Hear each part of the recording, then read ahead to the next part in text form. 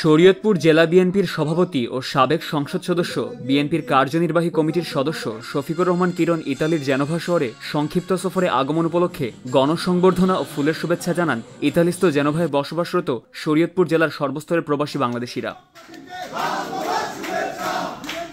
স্থানীয় একটি হলরুমে আয়োজিত অনুষ্ঠানে সাধারণ সম্পাদক নাজমুল ব্যাপারী ও যুবদলের সভাপতি সজীব শিকদারের যৌথ সঞ্চালনায় অনুষ্ঠানে সভাপতিত্ব করেন জেনোভা বিএনপি সভাপতি আবু কালাম ফরাজি। অনুষ্ঠানের শুরুতেই কোরআন থেকে তেলাওয়াত, জাতীয় সঙ্গীত ও দলীয় সঙ্গীতের মাধ্যমে অনুষ্ঠান শুরু করা হয়। অনুষ্ঠানে প্রধান অতিথি হিসেবে বক্তব্য রাখেন সাবেক সংসদ সদস্য আলহাজ শফিকুর রহমান কিরণ।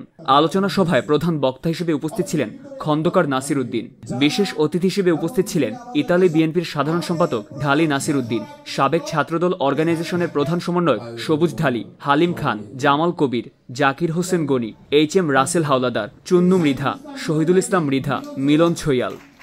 বিশেষ বক্তা হিসেবে বক্তব্য রাখেন মুকুল সর্দার, সুজন ঢালি, আলী হায়দার, রুহুল আমিন মোল্লা, মিলন ছৈয়াল, শফিক খান, সুমন ব্যাপারী, সাইফুল ইসলাম, নয়ন ভুইয়া, রিপন সরকার, মনোয়ার হোসেন মুন্না সহ আরও অনেকে। এ সময় আরও উপস্থিত ছিলেন ইতালির বিভিন্ন শহর থেকে আগত বিএনপি ও যুবদলের নেতৃবৃন্দ।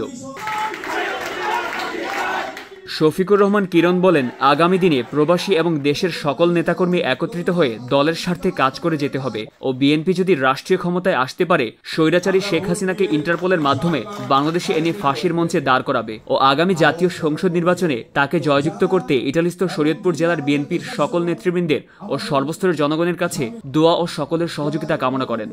ওয়াদা করে দিয়ে যাচ্ছি, বিএনপি রাষ্ট্রীয় ক্ষমতা আসলে শেখ হাসিনাকে ইন্টারপোলের মাধ্যমে বাংলাদেশের মাটিতে তাকে ফাঁসির ব্যবস্থা করা হবে।